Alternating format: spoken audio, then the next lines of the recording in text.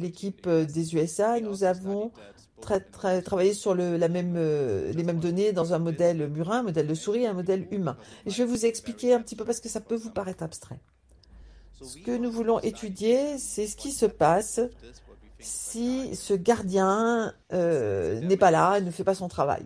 Alors, ça peut arriver de différentes façons, et Juliette nous a dit justement que ce gène joue un rôle dans nos cellules du cerveau.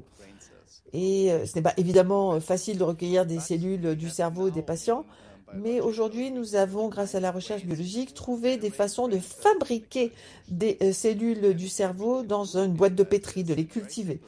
On peut prendre des cellules souches et les utiliser avec des outils génétiques comme que vous connaissez, par exemple les ciseaux génétiques, pour modifier les gènes. Et de cette façon, on fait des modifiques, des variations, des variants qui ressemblent aux changements que l'on observe chez les patients. Et une fois qu'on a fait ça, eh bien, ces cellules, on les cultive pour en faire des cellules du cerveau. Alors, c'est finalement relativement simple.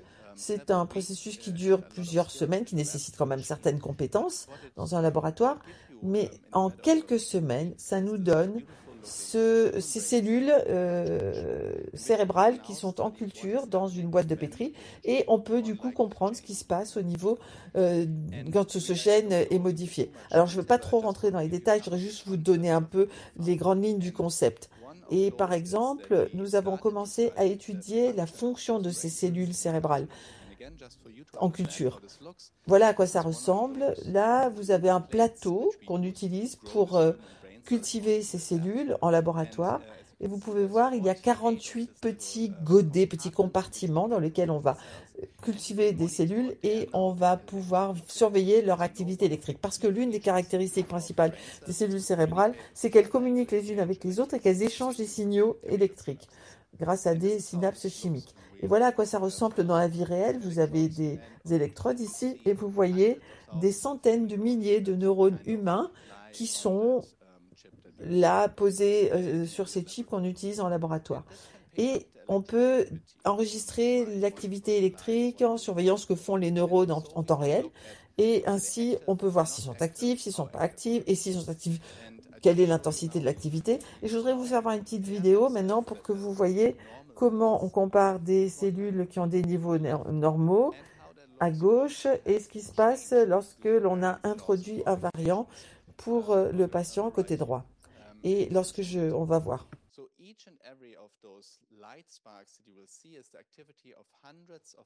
Chacune des petites étincelles, c'est l'activité de chacune des neurones.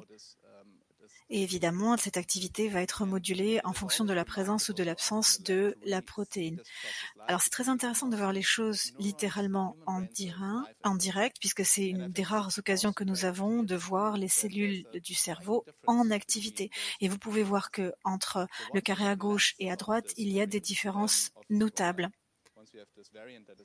Quand il y a la pathologie associée à cette variante, vous voyez qu'il y a une hyperactivité, beaucoup plus de signaux. C'est ce qu'on appelle un espèce d'orage dans la boîte de pétri sur ces cellules qui ont été modifiées. Et bien évidemment, ceci peut aussi expliquer les expériences que vous faites dans la pratique. Nous avons essayé de traduire ces expériences de la paillasse sur un modèle murin, sur des souris, parce qu'évidemment c'est très complexe le développement des cellules cérébrales. Vous savez qu'il peut y avoir une microencéphalie, une macroencéphalie, donc ça veut dire que dans le cerveau il se passe d'autres choses au-delà des signaux électriques. Et aujourd'hui nous sommes capables d'étudier des comportements sur les modèles de souris. On regarde le comportement des souris, on voit comment elles se comportent dans un environnement contrôlé. Par exemple, si on étudie une souris ayant un niveau normal de MIT1L, on peut voir comment elle se comporte, on peut voir comment elle va réagir en cas de modification à son environnement. Tandis qu'une souris qui a un gène modifié, qui a une variante, on constate que ces souris sont hyperactives. Elles courent beaucoup plus que les souris dites témoins. Elles ont une activité jusqu'à 70% augmentée. Et c'est d'ailleurs une des caractéristiques que vous observez aussi chez vos enfants.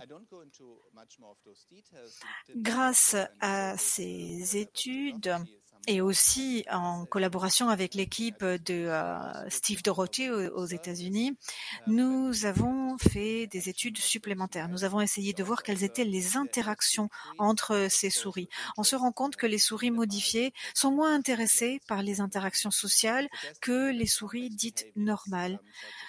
Ce sont des comportements complexes, les interactions sociales. Et on peut probablement expliquer ce manque d'intérêt pour les activités et les interactions sociales par la disparition ou la diminution d'un certain nombre de garde-fous. Donc encore une fois, pour revenir à l'analogie dont je vous parlais tout à l'heure, la notion de gardien du temple, de gardien des neurones, et je vous donnerai peut-être plus de détails à la pause café, mais en synthèse, deux choses. Quand on a une variante associée à une pathologie, les neurones ont tendance à moins bien évoluer. Ils ont des phénotypes différents du phénotype dit natif. Et l'autre cas de figure, c'est qu'une fois que le neurone est formé, qu'il a terminé son développement, qu'il y a des cellules qui sont hyperactives, on peut avoir donc plusieurs expressions. Un phénotype hyperactif, mais aussi dès le début de la vie, mais un phénotype et des expressions qui peuvent apparaître plus tard dans la vie. Nous avons essayé de voir quel était le mécanisme sous-jacent. On a essayé de voir quelle pouvait être cette déréglementation. Il y a peut-être des mécanismes moléculaires. On s'est rendu compte que certains canaux qui sont importants pour augmenter l'activité cellulaire, il y a davantage de ces canaux chez les sujets porteurs de la variante et de la variation. Et on sait que de manière chimique, on peut toucher ces canaux, agir sur ces canaux. Ça, d'abord, on l'a testé sur des modèles de souris. Donc là, vous voyez que c'est la souris qui est hyperactive à gauche. Et du moment qu'on lui administre le médicament, en l'occurrence la lamotrigine, on voit qu'on peut réduire son hyperactivité. On le voit de manière notable sur les deux graphiques côte à côte. Quelque chose aussi que nous n'avons pas encore publié, mais que nous avons pu démontrer, c'est qu'on peut aussi jouer sur le manque d'intérêt pour les interactions sociales. La lamotrigine a également un effet positif sur les interactions sociales. Maintenant, du niveau moléculaire, il faut voir comment on peut traduire tout ceci au niveau des patients. Nous avons travaillé sur des modèles cellulaires, nous avons travaillé sur des modèles de souris, mais tout ceci reste encore de la recherche qui ne peut pas encore être traduite sur l'humain. Aujourd'hui, nous choisissons une approche différente, une approche qui évidemment est extrêmement intéressante, qui est ce qu'on appelle l'approche biologique, qui consiste à prélever du sang aux patients, et on sait que dans le sang, on va pouvoir retrouver des cellules souches et on va pouvoir induire là encore des réponses différentes pour étudier la réponse en fonction de la présence ou de l'absence de la protéine mutée. Comme le disait Juliette tout à l'heure, nous sommes intéressés par un aspect spécifique, à savoir qu'il y a différents variants chez les patients. Et ma consoeur l'a déjà dit, souvent ça se traduit par des modifications de l'être, ce qu'on appelle des faux sens. Parfois, les modifications sont infimes, parfois elles sont beaucoup plus importantes. Et ce sont ces modifications qui font que la protéine est tronquée ou complètement absente. Et comme le disait le docteur Coursimo, il peut y avoir des différences significatives suivant que c'est un faux sens, suivant que la modification est majeure ou non. Nous avons aussi la chance aujourd'hui de disposer d'une cohorte de patients chez lesquels on peut réaliser de la recherche et traduire la recherche fondamentale en recherche plus orientée sur la pratique.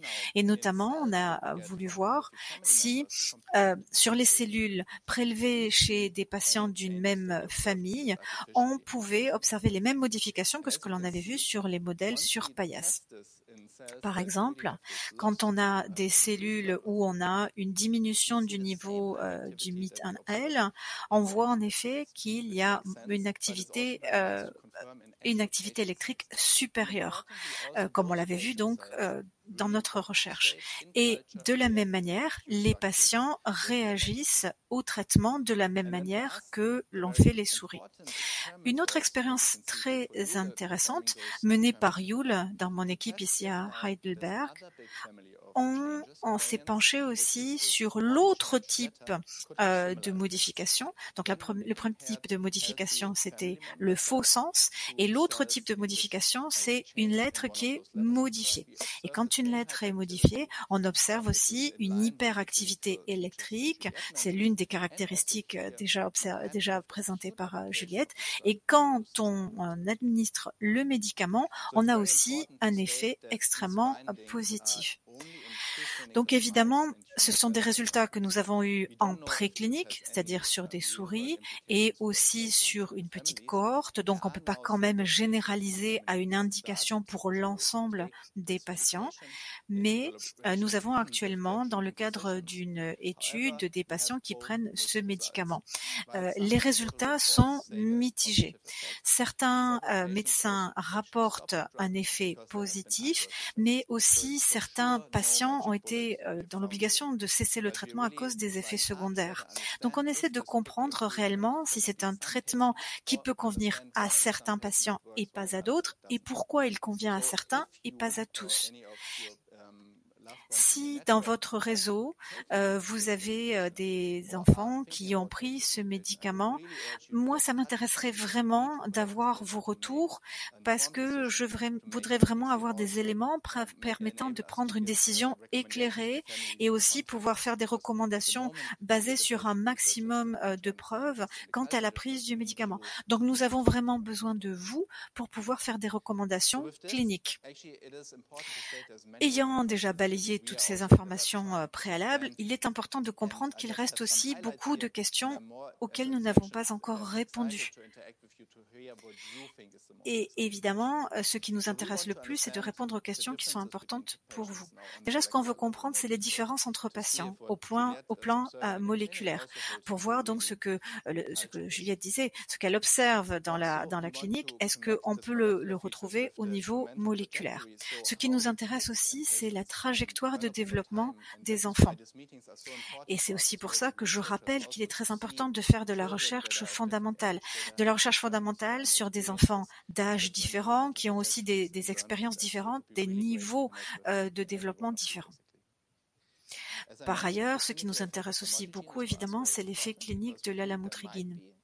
On pense qu'elle peut être utile, mais on sait aussi que ce n'est pas une baguette magique et qu'il y a des effets secondaires. Et par conséquent, nous avons besoin d'élaborer des stratégies thérapeutiques complémentaires.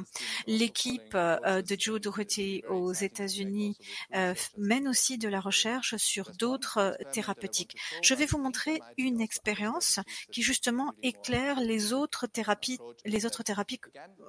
possibles. Pour revenir donc au phénotype hyperactif.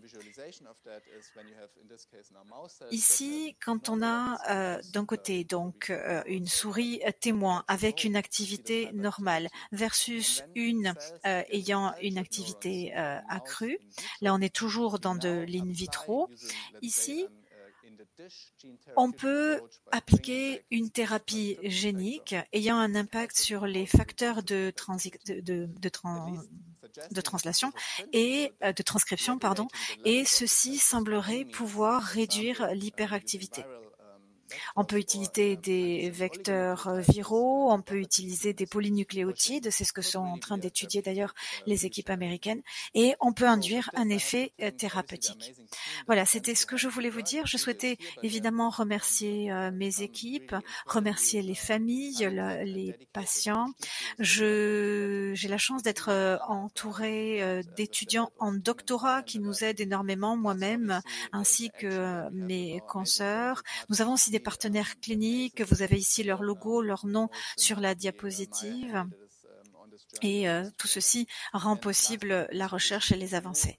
Et bien évidemment, vos retours sont extrêmement importants et je voudrais pouvoir avoir des interactions plus étroites avec les familles, avec les patients, pour demain pouvoir avoir un impact et vraiment faire une différence.